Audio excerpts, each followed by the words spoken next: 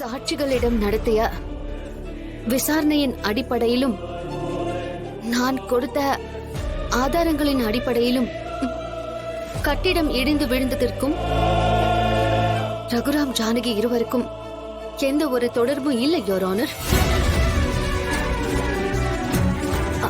அதோட அந்த கேண்டீன் கட்டிடத்தை கட்ட போதுமான இடம் கிடைக்கலங்கிறதுக்காக இவருக்கு சொந்தமான இடத்தையே கவர்மெண்ட்டுக்கு இலவசமா கொடுத்திருக்காரு.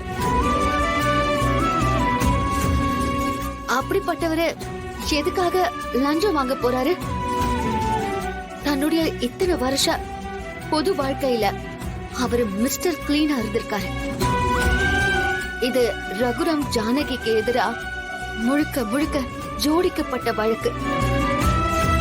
இந்த பொய் வழக்கால மன உளைச்சலுக்கு ஆளாயிருக்கும்.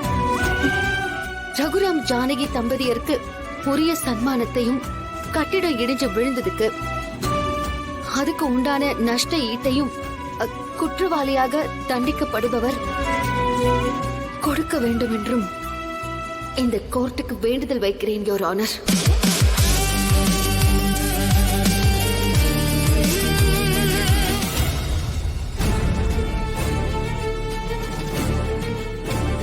அனைத்து விசாரணை முடிவுகளையும் ஆலோசித்து மதியம் 2 மணிக்கு இந்த வழக்கின் தீர்ப்பு வழங்கப்படும்.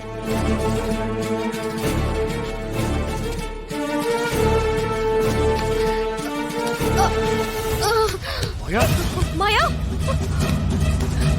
ஐயோ மாயா, ஐயோ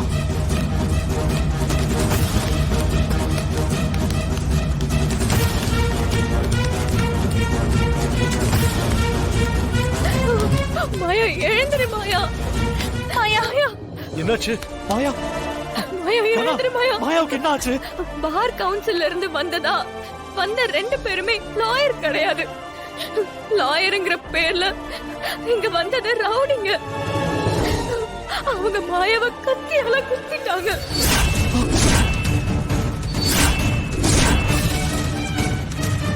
நான் எவ்வளவோ சொல்லியும் மாயா ஹாஸ்பிடலுக்கு வர மாட்டேன்னு சொல்லிட்டா.